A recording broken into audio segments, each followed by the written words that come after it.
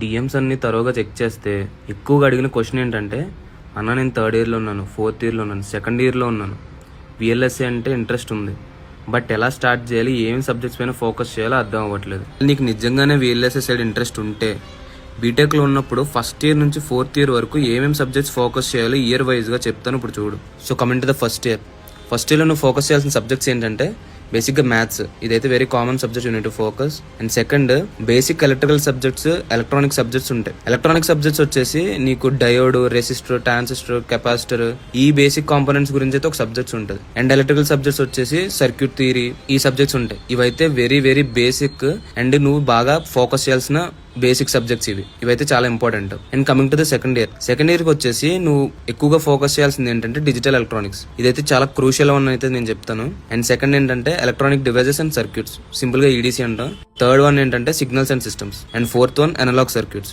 ఈ 4 సబ్జెక్ట్స్ అయితే నువ్వు సెకండ్ ఇయర్ లో గట్టిగా ఫోకస్ చేయాల్సింది. కమింగ్ టు ద నువ్వు థర్డ్ ఇయర్ లో ఫోకస్ చేయాల్సిన సబ్జెక్ట్స్ ఏంటంటే computer organisation and architecture. And second one ఏంటంటే డిజిటల్ ఐసీ డిజైన్. ఈ 2 సబ్జెక్ట్స్ అయితే నువ్వు గట్టిగా ఫోకస్ చేయాలి. అండ్ ఫోర్త్ ఇయర్కి వచ్చేసరికి విఎల్ఎస్ఏ డిజైన్ అండ్ సిమోస్, ఈ బేసిక్ ఫండమెంటల్స్ అయితే నువ్వు బాగా ఫోకస్ చేయాలి. సో ఓవరాల్ గా అదనమాట, నువ్వు ఇయర్ వైజ్ ఫోకస్ చేయాల్సిన సబ్జెక్ట్స్ విఎల్ఎస్ఏలోకి ఎంటర్ అవుదామని అనుకుంటే, ఒకవేళ నీ సిలబస్ ప్యాటర్న్ కనుక డిఫరెంట్ ఉంటే దాన్ని బట్టి అయితే ప్లాన్ చేసుకో. ఇంకెవరైనా నీ ఫ్రెండ్స్ విఎల్ఎస్ఏ సైడ్ ఇంట్రెస్ట్ ఉంటే వాళ్ళకైతే ఈ రీల్ని షేర్ చేయి, ఖచ్చితంగా వాళ్ళకి హెల్ప్ అవుతుంది.